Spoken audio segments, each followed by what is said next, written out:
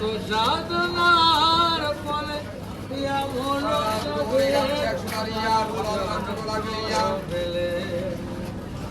দুদিন বাদে সবাই চলে যাবে তুমি গাইবে কবে এই পরিণাম তোমরা গাইবে কবে সংসারের মায়ায় করি অভিনয় মানুষে মানুষের শুধু পরিচয় সংসারের মায়ায় করি অভিনয় মানুষে মানুষের শুধু পরিচয়